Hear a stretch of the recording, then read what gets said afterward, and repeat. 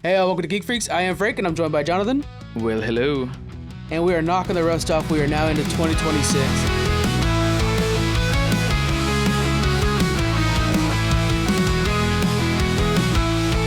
had a little bit of a break, which is always really nice during the Christmas time and stuff like that. How was your holiday break? Busy but productive, putting up the decorations and taking them all down and getting ready to host and then cleaning everything up. And I feel like I do more work when I have time off than I actually go to my day job. But it's been nice. And we've had plenty of rest in between. And we all had like extra houses on Christmas Day, so that was very chaotic. But it was great. Yeah, all around. Good to see people and good to hang out with people. And then we had the Geek Freaks Network Christmas party on the 27th, which is always good to visit with friends and talk about podcasting and play board games. What was that board game we played, John? What's the name of it? The one with the ums. Oh, yeah, it's called You Can't Say or something like that. That is a fun one. Everybody pick that up. That's a really good board game, and it wasn't very expensive. Then we played Helps you realize Wavelength. how much you say when you're podcasting, so it'll help condition people maybe. I just edited the latest Disney Moms Gone Wrong, and it was 161 in 30 minutes. And I was like, okay, guys, let's work on that. 168, that's what it was. Yeah. It's as if they know we're going to play a drinking game someday. Yeah, how many they're ums. prepping. Right. We talked about it before, but we haven't gotten around to it, is making little trophies for the podcast, whatever you call it. The geekies that we Christmas do, party. Oh, for the Christmas party. Yeah. Yeah. Just, once a year, do geeky awards that we would actually have little trophies for. Now I got a new 3D printer, so I can actually start printing some good stuff at home. That's the plan for next year. That's a good idea. Yeah, that'd be fun. Speaking of the geekies, we're going to go over a little bit of those, and then we're going to go over what we're hyped about for 2026, and we're going to talk about Stranger Things, the finale, and the series as a whole. So let's go ahead and start diving into that. Let's start off with the best of 2025, Jonathan. For TV, it's so fresh in my mind because it just finished, is Stranger Things. I think they did a phenomenal job. That was kind of the big hype for me. I mean, for the later half of the year anyways, just waiting for that final drop. So, but other than that, I can't remember anything specific. I know, there were several good movies. Was it Superman just came out this past year too, right? Yeah, movie-wise, yes. Yeah, that was definitely one of my favorites. But yeah, I don't know what else you got. So for me, I say movie of the year is Sinners. Pretty hands down for me. I thought it was fantastic, and something original and fresh, and Ryan Coogler directing it, Michael B. Jordan doing his thing, just being amazing as it is. And the fact that it felt like a really good movie just to watch and enjoy this journey of two guys starting a jazz club, and then boom, here comes vampires, and it just sideswipes you so hard, and suddenly you're invested in a whole new story. The direction, music, lighting, absolutely everything in that movie is perfect. It's my movie of the year, and it's one of my better movies I've seen in like a decade, especially for an original story. Have you had a chance to watch Sinners yet? I don't think you have. No, I've heard a lot of reviews about it, how great it was though. And so does it do, like we've seen in some, I guess I can't think of a movie specifically, but I know we've seen it before where it really sets up the world as very believable. This is a normal everyday world. Yeah. And then this small element of sci-fi that's so subtly introduced or believable that it's like, oh yeah, maybe vampires really do exist in our world because they can hide it so easily or something like that, right? Like it's not super sci-fi because it can be believable. I mean, when the vampires reveal themselves, it's vampires. It's not like trying not to pull punches. But the whole point is like you're watching this entire movie and you don't realize halfway through that there's vampires at all. And I actually brought this over to folks' house. I'm like, hey, you guys looking for a movie to watch? Put it in. I didn't tell them about the vampire thing. And then suddenly when like these guys start to approach the jazz club and like, hey, can we get in? And like, why do you need to ask permission to come in to everything? Like, there's a few questions right away.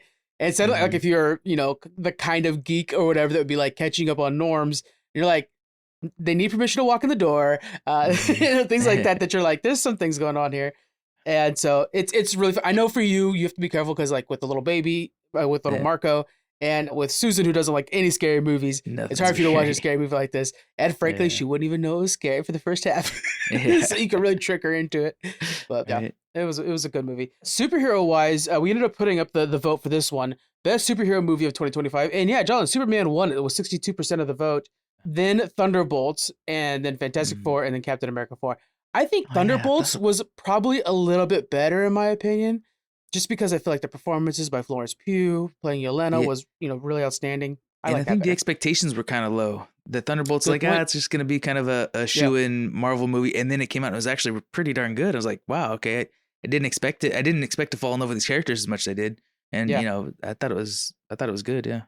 Yeah, but Superman took it home, and I think a lot of people were just happy to see DC try something, I would say new, but really kind of returning to some roots, right? It feels like that was a more of a DC comic book movie than we've Yeah. had with anything out of Zack Snyder. Not that And the Snyder movies were terrible, but, you know. and the hope of like, okay, if this is the vision of the future of DC, then we like it. Let's keep going in that direction. So I Yeah. think that was kind of a big support for it too. Looking at TV, my show of the year is Andor. Hands down, one of my best.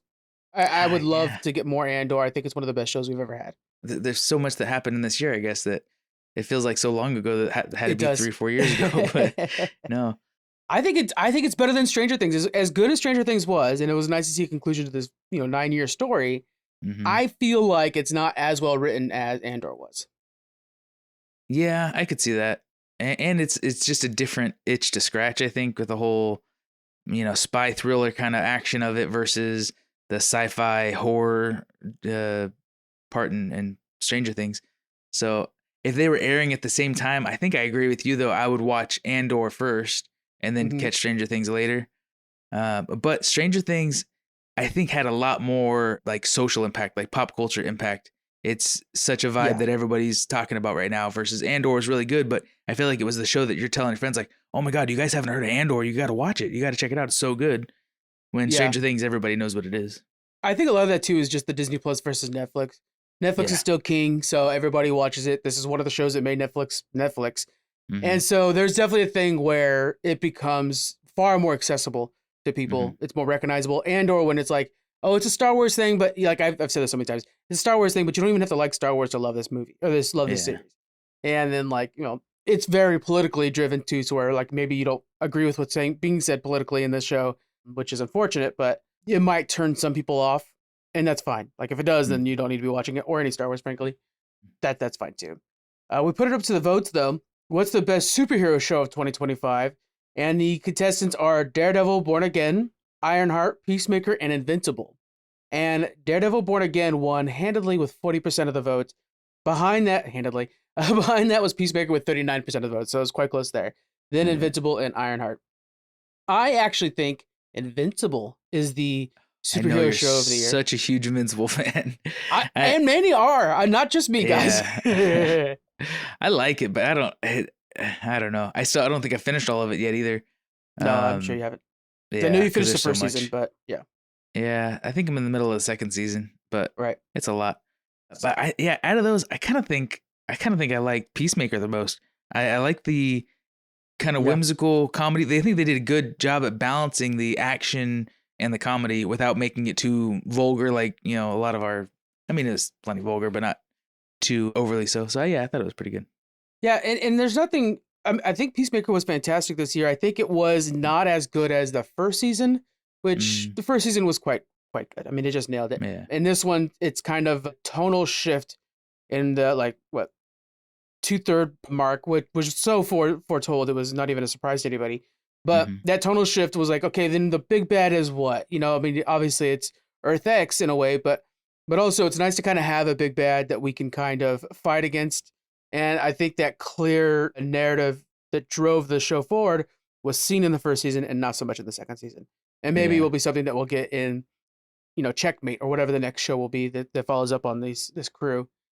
And I love Daredevil. I remember how much I liked it, but it's been so long ago, I can't remember hardly any of the plot points now, thinking back.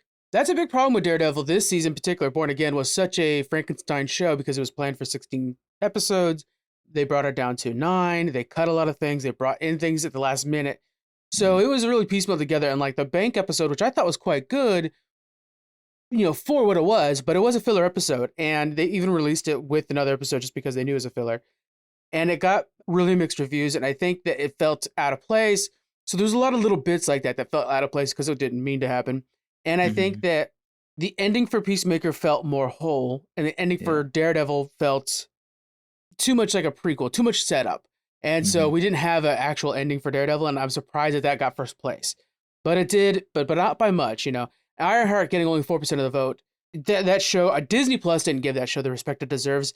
And so you can't blame the fans when they don't either. And that's one thing I've seen between different shows with Disney too, is they don't put the marketing behind certain things. And it's like maybe I think to your point that they don't think it's gonna succeed, so they kind of pull the punch and don't invest in it.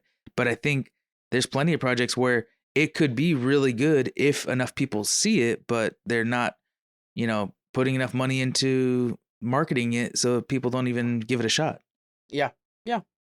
And then looking at gaming of the year, the best game of the year, we put it up to the vote as well. It was not a very big topic for us, but Claire Obscure Expedition 33 won it for sure with 60% of the vote.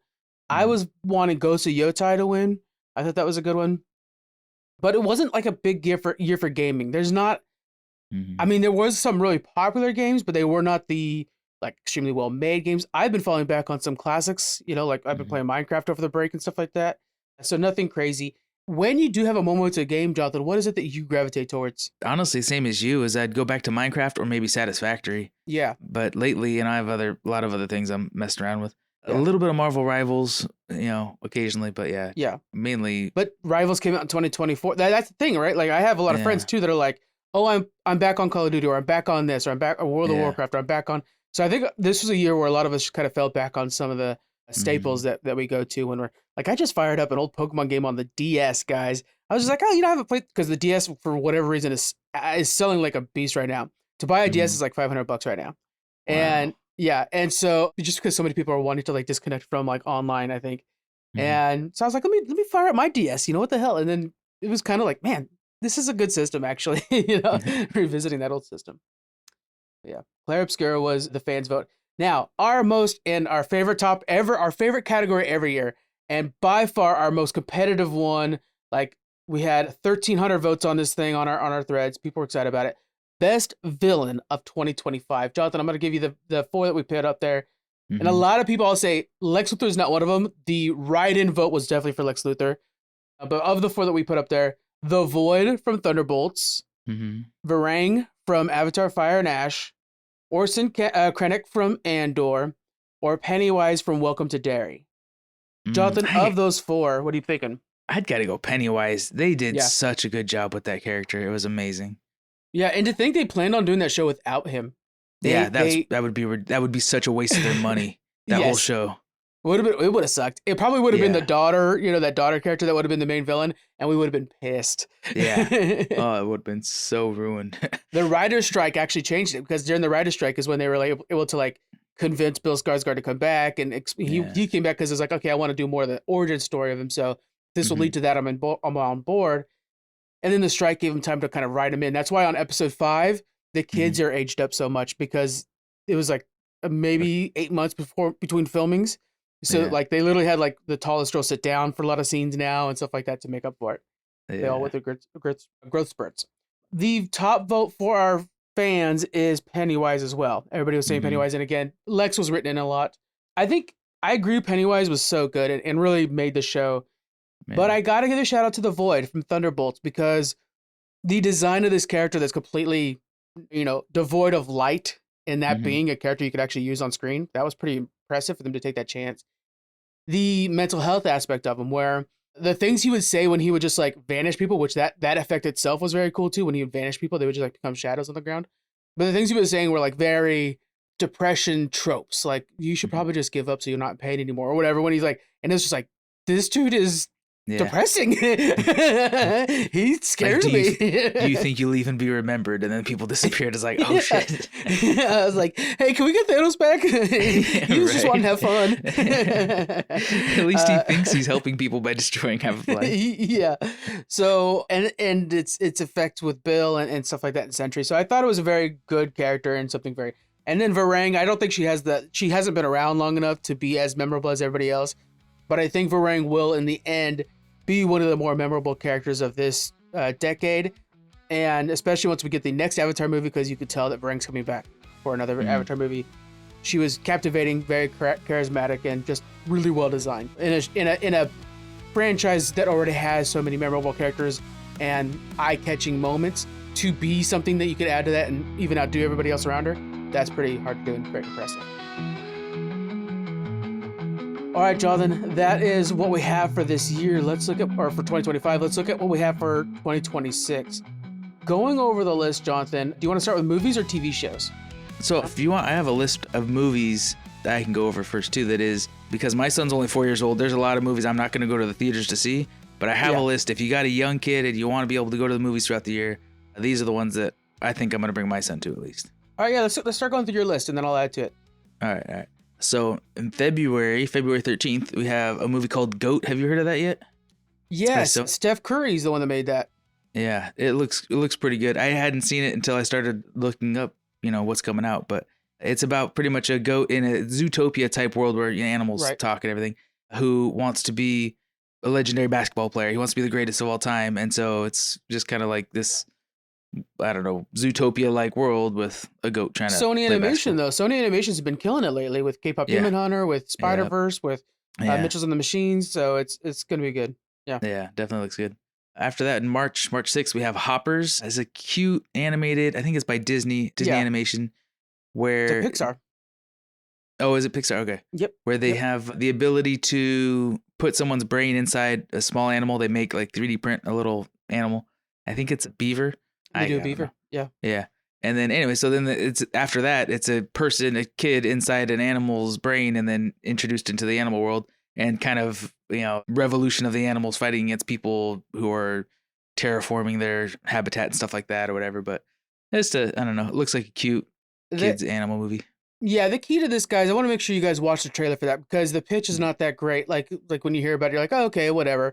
But when you actually see it and the jokes that they have established in the characters, you're like, okay, this is going to be fun. And it reminds me of a little movie called Over the Hedge. Yeah, I was going to say the same exact one. Yes, Over the Hedge. It's really worth the rewatch. It's a blast, and I think this is going to be the same vibe.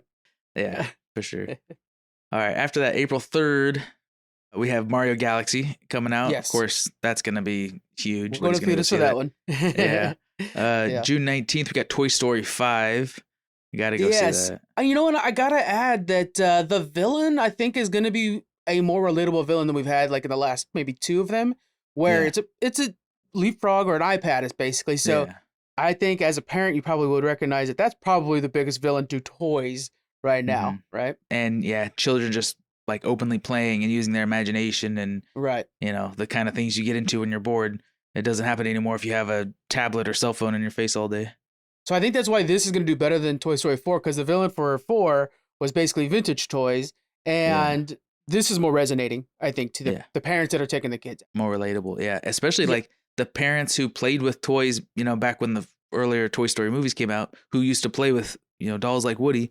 Now they have kids and they're to some degree irritated by the fact that their kids don't just go outside and play with a stick or don't use their imagination or, can't pretend little plastic soldiers are having a war on the ground because electronics is so much more stimulating and they'd rather play on their tablet. So I think it's totally more relatable now.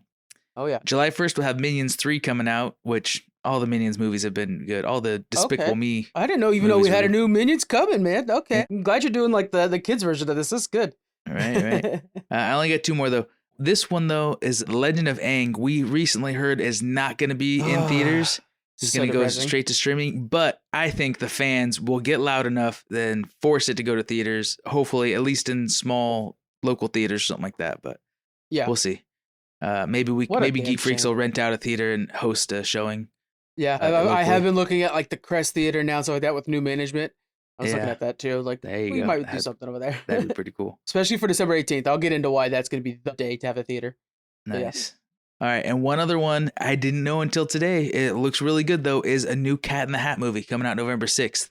Yes, Bill Hader's playing Cat in the Hat. Yeah, Bill Hader. Yeah. Oh man, that looks good. It looks like the same style and stuff of that new animated Grinch movie, but same the studio. writing. Okay. The writing and stuff looks like it might be different, but yeah, it looks good. Jonathan, I'll defend it to the day I die, man. Cat in the Hat, the live action was so funny. Some of the best jokes ever. And that moment when he's doing the little TV show with himself and he cuts his own tail, the best. And they cut to the cat hanging from the wire, hanging there. Son of, and then the lawyers, that's a whole thing. It's just banger after banger. It's great. Mike Myers, man, you guys gotta see it if you for some reason didn't watch it. It's classic. Another Mike Myers movie, just to get lost for a second on the sidetrack. Love Guru, when he says, I say it all the time, it's always in my head now.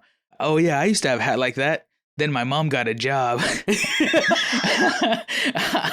it to Daniel Tosh. That's the actor he's saying it to.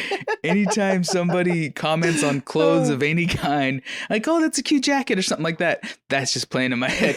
I usually don't say it because I have to explain it and it's not funny to anybody else, but I love it. Kung Fu Hustle had one that we used to say a lot too, where it was like, did your tailor go blind? Or something like that. Yeah.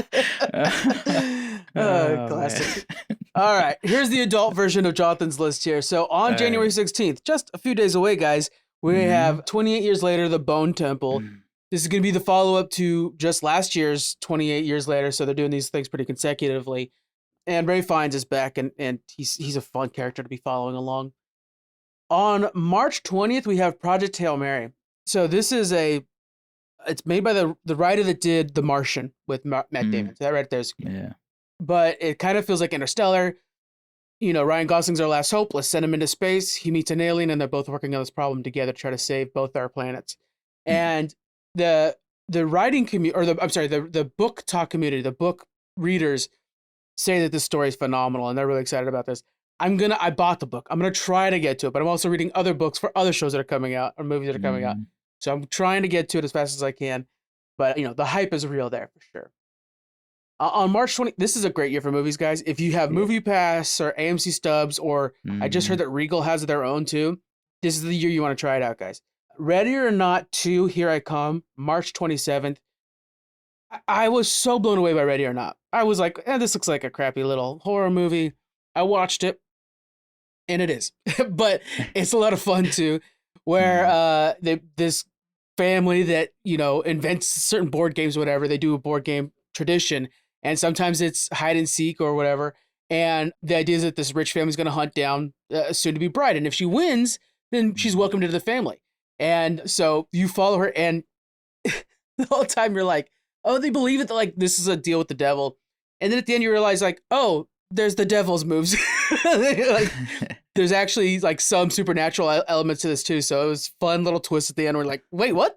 Holy shit. I just thought they were crazy. They are, but there's this too. So to see that they're going back to this is going to be a blast to see what they do with that. You know what you got to do on May 22nd? You got to take Marco to the movies to watch The Mandalorian and Grogu. Oh, yeah.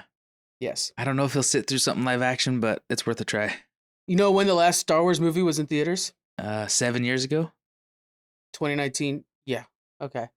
Somebody watched my TikToks. I heard that repeated on TikTok today. So yeah, we'll be checking that out too. Jumping ahead a little bit, Supergirl, June 26th.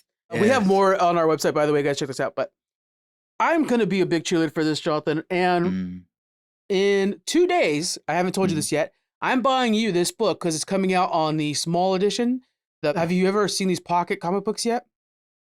I think so. Yeah, they're like a fourth the size. Yeah, they're like this big or whatever. Yeah. I'm buying myself another. I already own this book, but I want to buy that one because I'm not collecting those now. But I'm buying you one too. They're only $10, so you can't deny it. I'm gonna do it, and I wanted you to dive into this. Time.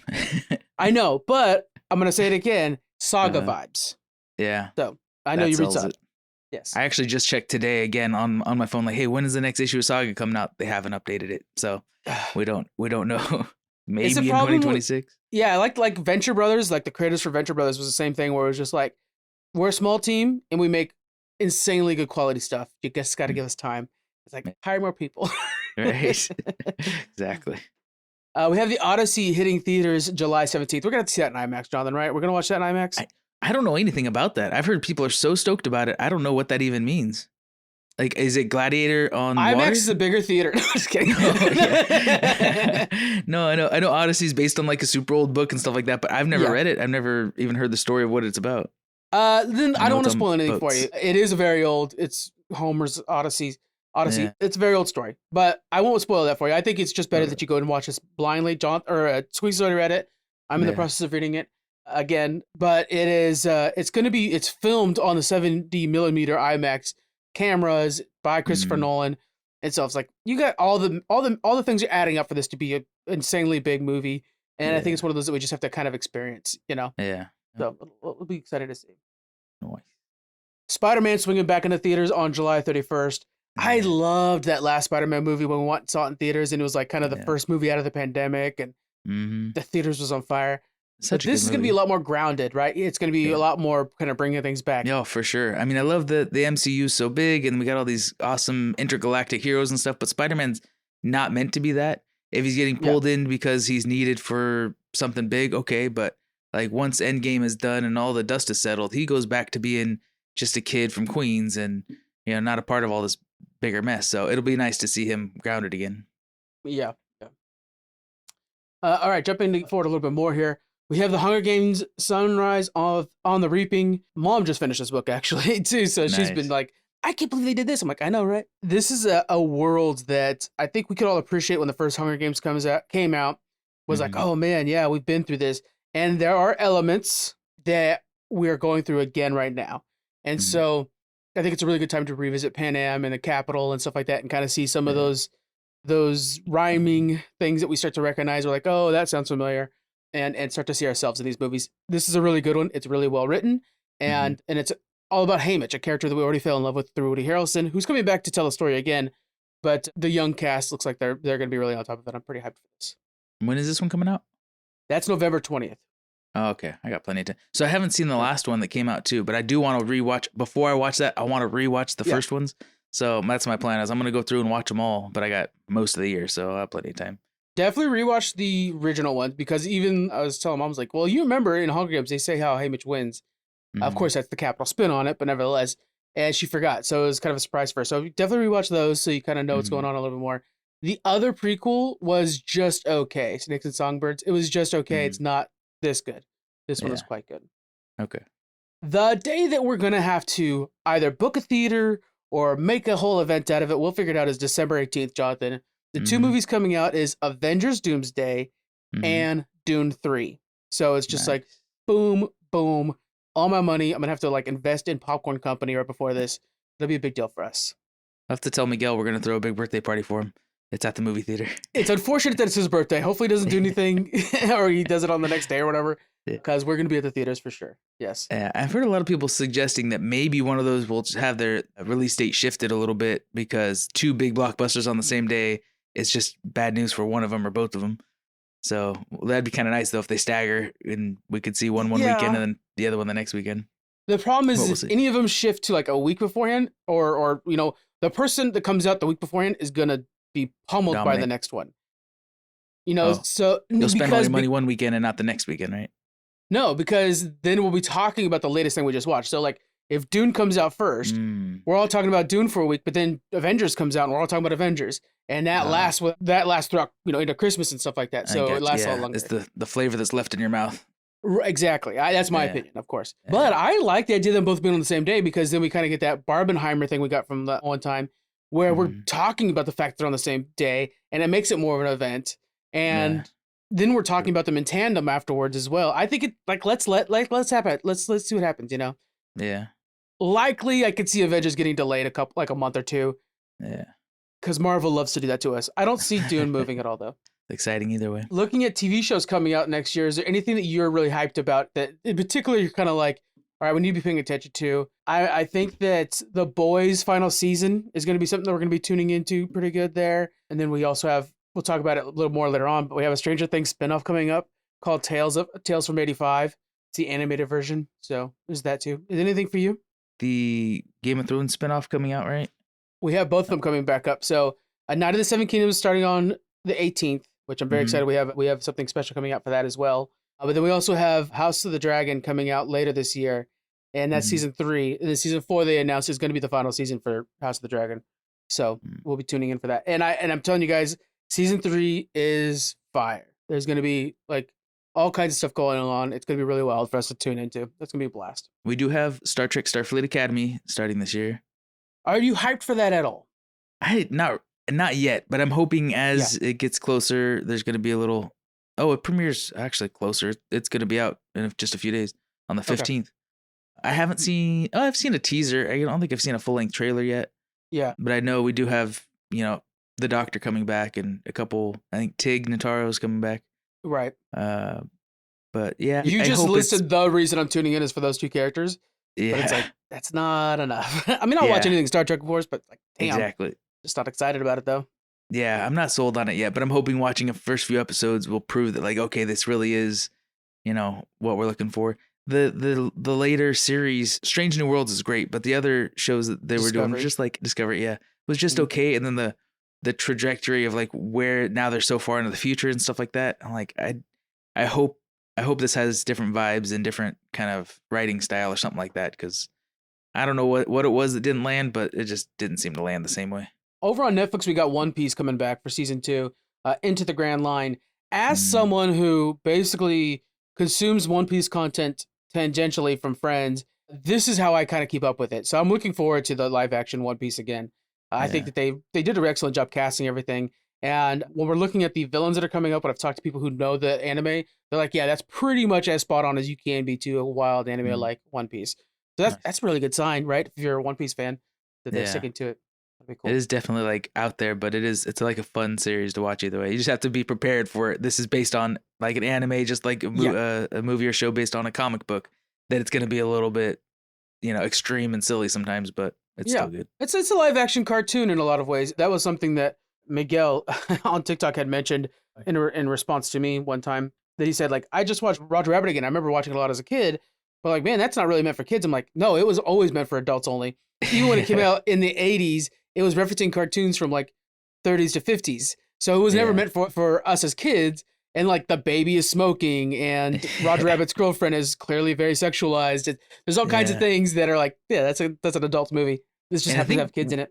Using the medium to some degree, adults can watch funny things that they appreciate, but the adult humor is kind of hidden to where kids won't understand it when they're watching it. They just see, animals fighting or whatever. So to them, they don't understand the adult humor, but it's, there in a way that the adults can appreciate it. Yeah. I think it's funny. Another show we got coming out this year too is Spider Noir. I haven't seen much about it, but I remember it is a Nick Cage, right? Yeah, Nick Cage is going to be playing it. Yeah. And it's going to release both in black and white and color. What would you watch it as? Probably in color. I assumed it would switch back and forth, but yeah, I'd probably still end up watching it in color, but maybe I'd give black and white a shot and see if it feels like that much more suspense or something. Yeah, see if it really affects it. Like when you watch Walking Dead in black and white, sometimes it's even better. So that's kind of a good one too. If you want to stick with HBO or with Netflix, Jonathan, we have Avatar season 2. Yeah, I'm excited for it. I've been rewatching the animated series to help remind me where the live action one is going, but also compare some of the differences, because there is several differences. Not crazy, but some details that have been changed. It's just such a good show. And then we have Lanterns hitting HBO, which is going to be Green Lanterns finally getting some live treatment action after Ryan Reynolds mess. Oh man, yeah. And Jon Stewart, like, we for our generation, I think Jon Stewart is maybe the more this is going to be wild to say this out loud, might be the more well-known and acceptable Green Lantern, because we grew up with it on the animation stuff. All of that was Jon Stewart. Yeah, unless you're a comic book reader, which a lot of our listeners are, but if you're not a comic book reader, you know Jon Stewart, Green Lantern, Yeah. And I'm excited that they're bringing him in, and it's hopefully this is their stepping stone in building him up as a long-term, DC character that they continue for generations, because he's going to be the young buck of the two, right? So yeah, and it sounds like from what we saw out of the teasers and stuff, like you could tell it's a Jon Stewart story, and how Jordan's kind of like setting him up like as the grizzled vet, kind of like, all right, kid, you gotta take the mantle a little bit, and hopefully we get a little bit more of a distinct look at their, not just their personalities, like we saw with Guy Garner, he's kind of this asshole character version of Green Lantern. So his constructs are the middle finger to the tanks and stuff like that. I think it's engineering, right? Yeah, the engineer, Jon Stewart, his stuff's supposed to be very technical. Yeah. And, so like every one of these guys has that's why Kyle Rayner is such a big, in the comic books, he's like a big fan for the 90s readers, is because all his stuff is, he was a geek. So he would make Gundam suits and stuff like that out of his ring. So it was like, oh, everybody loves him too. So hopefully they actually take the time to really show how different these different Green Lanterns are from each other. Yeah. I think that's one of the coolest traits from like a storytelling side, is how the Green Lantern, not just that they can create whatever they want and they have this great power and so strong, but that it's so unique based on the individual person that is Green Lantern, because it's based on their creativity and it's like art style that they do. Yeah, yeah. Lastly, I think let's really hit on what we have from Disney Plus. It's going to be a very big year for them. Yeah. So Star Wars front, we have Star Wars Maul Shadow Lord. This is going to be following Darth Maul as he's trying to rise to the top of this crime syndicate. What do you do when you're a Sith Lord who's no longer, or a Sith, whatever, fighter, I guess? It's hard to see if he's a Lord. Who doesn't have the Sith's backing anymore? What would you do with that? You become a crime lord. And it might kind of finally touch on some of that Solo teaser we got that never really got fleshed out. So this is going to be where we get some answers for that. That'd be nice. We have The Ninth Jedi, which is a new series that they're working on right now as well. It's done by the Star Wars Visions people, so it's going to be an anime-style version of Star Wars. Nice. Looking at the Marvel side of things, we have Vision Quest. This is going to be the third of the WandaVision trilogy, and Agatha along in there too. And we're going to get some more from, their son Speed and Tommy. And how does Vision fit into the future of the MCU? Paul Bettany already came out and said something along the lines of like, well, I have some Avengers duty to do. When people were talking about like, are you going to film this or film that? And he's like, well, I can't do that because I have some Avengers duties to do. So I was like, so you're an Endgame, Nice. or Secret Wars or something like that. So he's definitely tapped for something. And we're going to see how you take this dead character who was then revitalized or reborn and then became this white Vision that's soulless. How does this character find his soul again? And that's what we're going to find from Vision Quest. It's going to be quite good. And we see they got James Spader coming back too. I don't know to what degree. Yes, Ultron. Yeah, that'll be awesome. Might just be something small, but hopefully he's not, And then, like you were saying before, we had Daredevil coming back. We've got the Muppet Show starting up, which this is going to be something people have been asking for a long time, is for the Muppet Show to come back in earnest, like it was back in the day, where it's actually, again, a kind of an adult show that just happens to have puppets on there, and like that's kind of the whole gimmick from the past. And then on January 27th, I want you guys to sit down and write this on a calendar somewhere. We have Wonder Man coming back. This is, unfortunately, it's getting the Ironheart treatment where Disney's just going to put all the episodes out at once. Like they're trying to like get past it. Don't let them do that to you guys. Watch it and enjoy this fresh idea from Marvel. A character who has superpowers and doesn't want them because he's trying to be an actor to play superheroes on screen. And Hollywood is like banning superhero people, people with superpowers. And like, that's just a fresh take. And so for the MCU, not for the comics. And I want you guys to give this thing a chance and don't let Disney brush it off. Yeah. And if you like it, speak up about it, because they got to know if they're producing something fresh and original, but they don't think it's going to be successful, we got to make sure that they hear, no, that was good. Let's do more fresh, original, new content like that instead of the rinse and repeat that we've seen from. There's all kinds of really good stuff to watch this year, guys. We're going to have it all on our website if you guys want to take a look at it. Survivor's coming back for Survivor 50. That'll be very big for Outlast podcast. Yeah, it's going to be so good. There's a new Malcolm in the Middle spinoff series called Malcolm in the Middle Life is Still Unfair. Yes. I think it's on Amazon Prime. It's on Disney Plus. Oh, okay. Never mind. Yeah. I just see a Prime ad next to it on Disney Plus. Good. Yes. But I'm definitely going to be watching that because that's one of the shows that I'm sure my wife will actually like to sit down and watch on a regular basis. So it'll be out on Hulu as well too. If you guys don't have Disney Plus, you just have Hulu. There's a teaser for it, and it looks quite good. It looks like they're kind of definitely feeling like the original cast. The original cast is back, except for the youngest son. They had to recast him because he's no longer an actor. But yeah, it looks solid all the way around.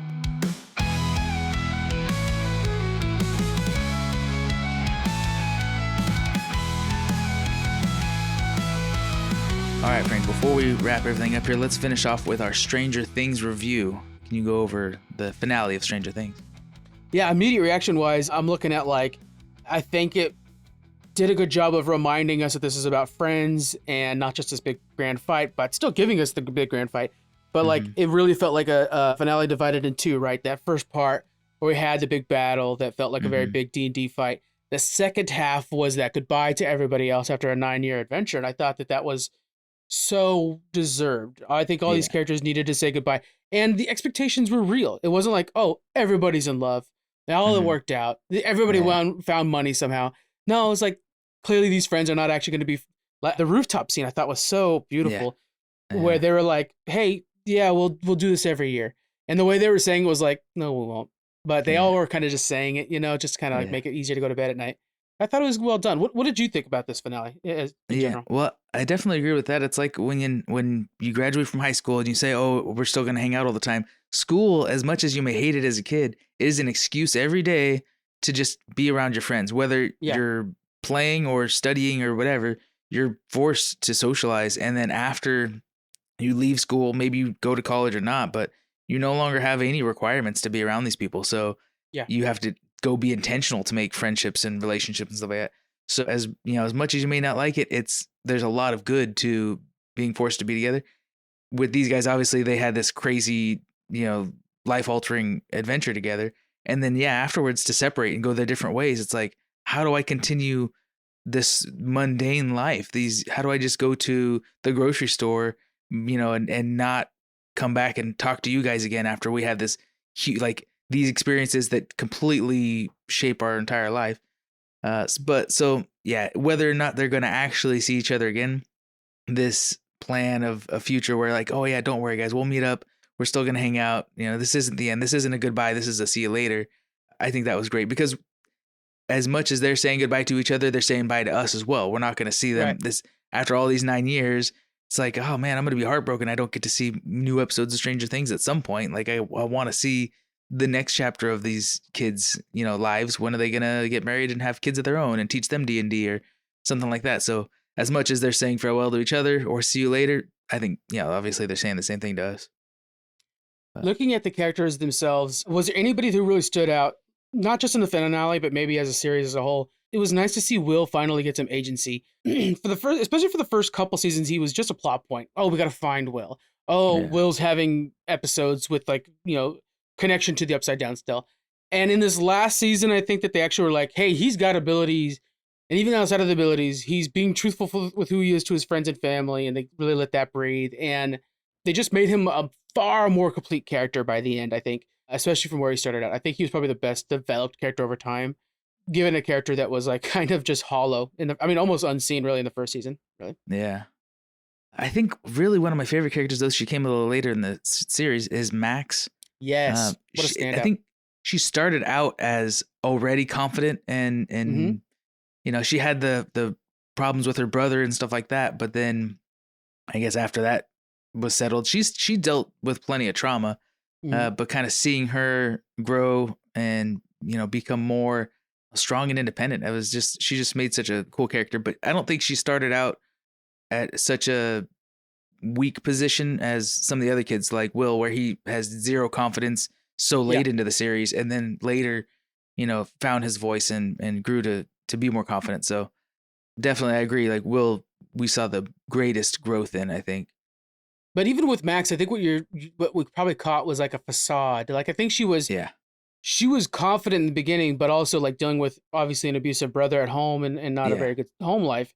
But then over time, like the facade got backed up with good foundation. And now she has this good community and support group that just makes her, even stronger than she ever was before. She's been through hell and back again. She faced the devil and she's here. So the way she goes back and like makes sure to touch bases with Holly, I thought was like, that's the kind of person she is, where she's like going to be the person who reaches out to you. And that was really cool. Max is a great character. Yeah, I agree. Like you're saying, the facade, like she would just be snappy and sharp as a defense mechanism. But over time, she actually grew the confidence to be able to fight and defend herself. And that was really good to see. We saw, Mike with he was always kind of a fun, happy-go-lucky, happy kid, right? Right. It wasn't necessarily the nerd that's getting picked on so much, but just neutral, I guess. I don't know how to best word it. But once he met 11, he completely formed his identity around her, I think. And I think so too. That was, good for his growth and at the time, but eventually it became like, that's all he cares about is making sure she's safe. And so to a degree, I don't think they completely resolved that, but they did show, well, I was gonna say they showed him accepting that she's gone, but not really accepting that she might still be alive and have moved on, and that he can live in peace with the fact that she might be out there somewhere. It's kind of a catch-22 because he's holding out hope, but I think it's hope that he can live without having to go find her, I think Mike in the first season, he was kind of our protagonist, right? He was a kind of our main character of an ensemble. He was still definitely the one we were following along, especially because he liked 11. And then by the end, definitely not the character I cared about the most. And is it a bad thing? Maybe not, because it means the other characters are a lot cooler and you want to follow them more. And even that even goes for 11. Like 11 was the biggest badass on the playing field, but now I feel like she's not even that as cool as I think other people around her might be. So yeah, with Mike, I do like that D&D scene a lot, where I got a lot of text messages over it. And we're trying, guys. Scheduling is the biggest boss. But when they go back to the table and they play a game of D&D and they finish a campaign, which is basically something that doesn't exist, and put their player handbooks or put their player folders on the thing, and we see the next generation come in. I thought that was a really good transition of like kind of the coming of age, like they're adults now and it's okay to accept responsibilities. Not they can't play, they can still play D&D. But Mike in that moment, he's the DM, and when we see him writing stories later on, kind of a Stephen King kind of vibe, right? I think that's where we get permission to not let Mike be the main character anymore, because he's the storyteller, he's the narrator. And so if you follow like Stand By Me or stuff like that, where like sometimes the narrator is watching the main characters around them and they're our eyes, and we're just kind of, and I think that's kind of where Mike ended up. That's not where he started. He seemed that, sorry, one more thing with Mike. He seemed to have less growth than a lot of the other characters, but I think part of that is because, like you said, he's the narrator. He's supposed to be our perspective. And so we're watching all these other characters grow. You know, we're not necessarily going to see the growth in ourselves. It's their story. So he's our eyes to watch the story of his friends growing around him for the most part. And that goes for D&D, which is such a through line in this entire series, where like the most memorable things about a campaign are not necessarily something that the DM said, but they're going to be things that the players chose to do. And so like for our campaign, it's Daniel deciding to separate to go help check out a chain, and in doing that, Stormrender broke loose and is now like the big bad and stuff like that. So the things that, or Squeaks, who was like so defiant that he could handle these exploding mirrors, that he walked right up to one and got knocked the hell out. And so it's moments like that that become pinnacle moments, and not so much, you know, me explaining what a mirror does. So I think that's kind of where we're at with this. Speaking of I know Squeaks and Daniel aren't going to listen this, especially this far into the podcast. But when I was texting you like, hey, you're going to recognize some stuff, just say quiet kind of thing. When we were going in the last campaign, we're going to Bermoria. Yeah. Your memory is better than mine, because I don't remember even the stuff that I actually wrote and sent you. I don't remember most of it. So I have to open and read my backstory again. But yeah. What it was because suddenly you guys were like, hey, let's do it tomorrow. And I'm like, I wasn't going to say no because it's so hard to schedule you guys. I'm like, yes. But that means I have to think of something for tomorrow. So then I had been telling you like, I like that other campaign I'm making for the other guys. And so then I was just like, oh, you know what? We're going to another land. It's this place now. and I'm like, well, Jonathan knows more about that place than anybody else.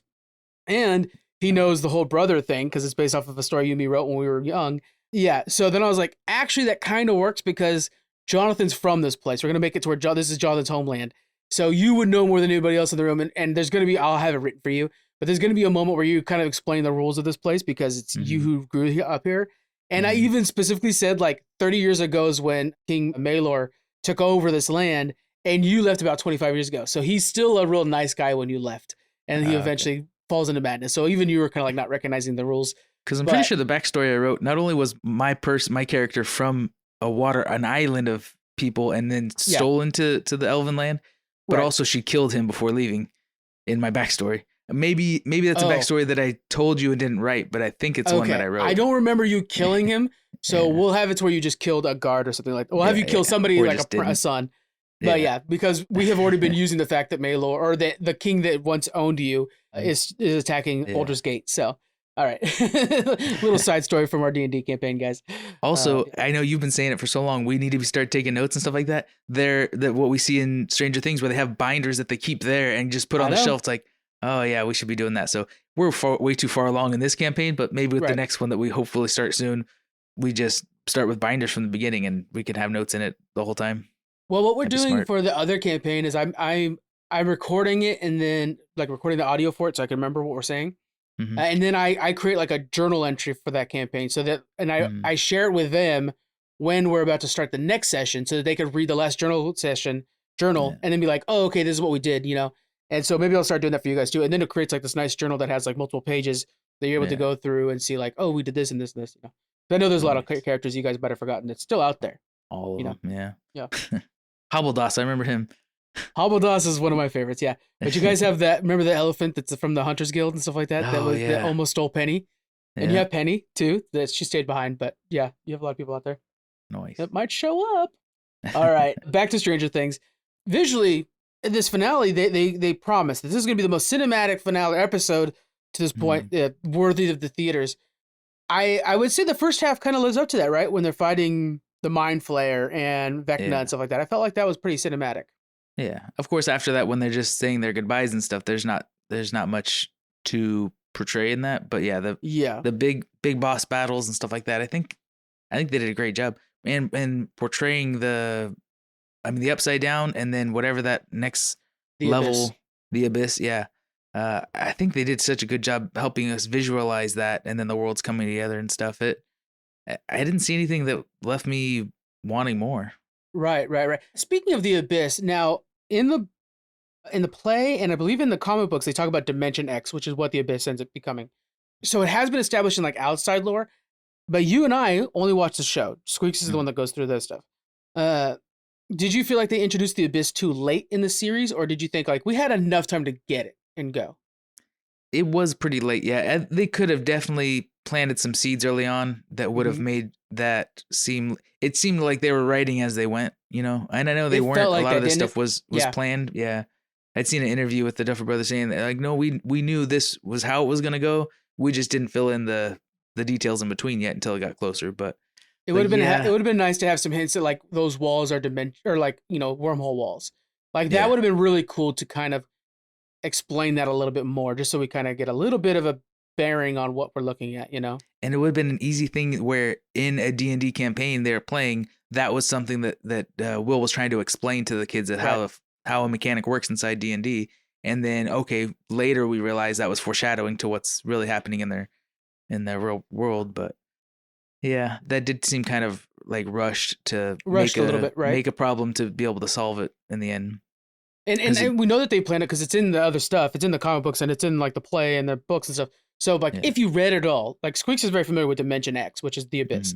But it's like if you hadn't seen that, like you're like, what? And then the idea like, okay, well then one of the things I thought was cool, but they didn't talk about is that means that the Upside Down for the Abyss is the top of the Upside Down that we're familiar with. Like it would have been cool to kind of explore that, like, oh, this is what we know what the geography of the Abyss looks like because it's this, that we're seeing it from this angle. They didn't do any of that because you have to kind of already like sci-fi to get what's going on, Yeah. To understand the world. It seemed like in Minecraft when you go in the Nether and then you travel all the way to the roof of the Nether, eventually if you could break through the bedrock, there's a ceiling to it.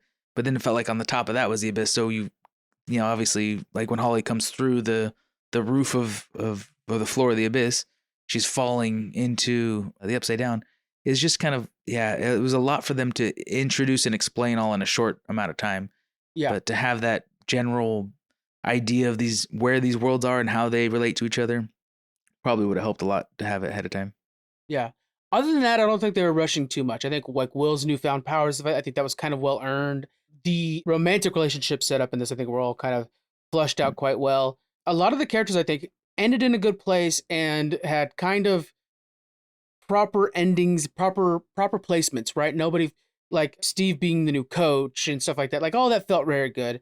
The ambiguity of Eleven's, and I think that they should have just kept it that she died. What do you think about that? I don't know. I kind of like that it's ambiguous like that because not only does it leave it to us to decide if we want to believe it or not, but I mean, in real life, does it not? If somebody disappears in your life, they may have died or not, but do you want to believe that they could still be out there somewhere? Just like, Will is probably just making all this up as a coping mechanism, and maybe he does see signs that it might be true. But yeah, I think that's just kind of the gray area of life, how that's not always a clear, certain answer, not always cut and dry. I do like too how Nancy and Jonathan's relationship, not everything comes to a happy ending. This is very, it makes this all feel very real, where it's like they eventually agree that like, you know what, this was great, but we're just not supposed to be together. This isn't going to work. And as much as, you know, it hurt for them to have to come to that conclusion, it's real and natural and you know, it's actual life, like, you know, not just happy endings for everybody. Yeah, when you're in high school, your high school sweethearts, you think like you start planning things, and you are not an adult. Like you are mentally not sound ready to make a judgment on that relationship yet. Yeah, I would argue. And so, you know, it's very rare that high school sweethearts stick together, like Nancy and stuff like that. I think that was the right move, and it just felt right, and they just weren't clicking too.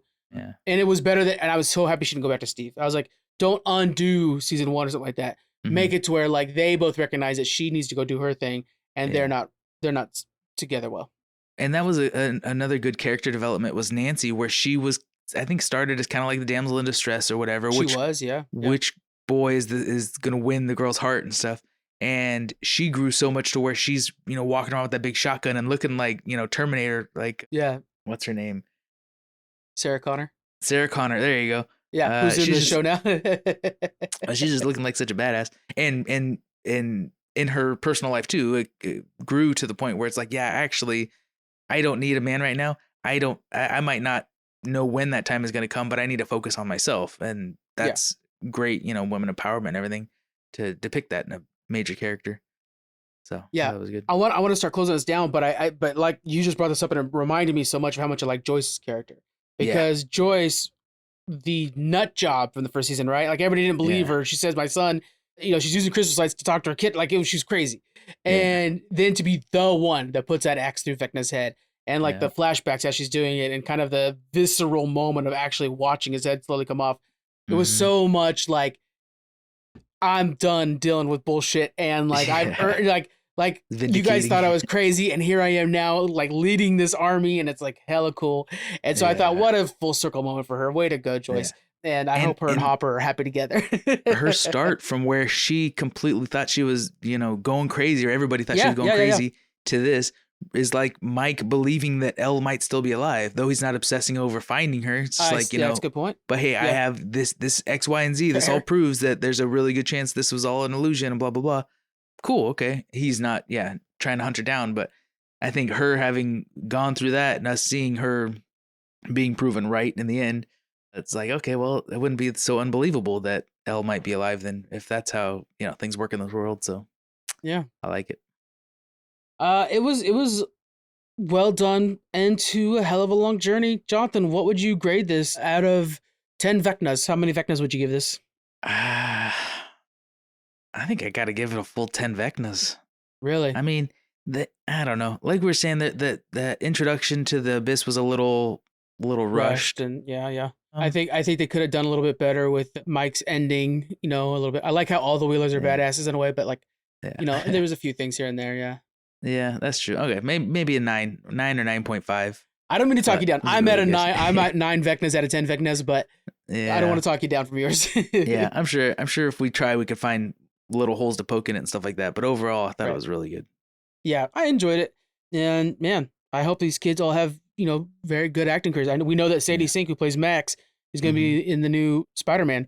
We don't know what she's playing yet, but people are speculating she's going to be Jean Grey, though, right? That has been a speculation. Elle Fanning is also for Jean Grey, but she's in the new Spider-Man, so I think it's going to be related to a Spider-Man character specifically. There's a few that we have out there, but we're waiting until we get a little bit closer before we really try to break it down for that one. Yeah. All right, guys. Well, that's going to be it for this Geek Freaks. Let's wrap up with what people should be doing and watching for this first week of the year.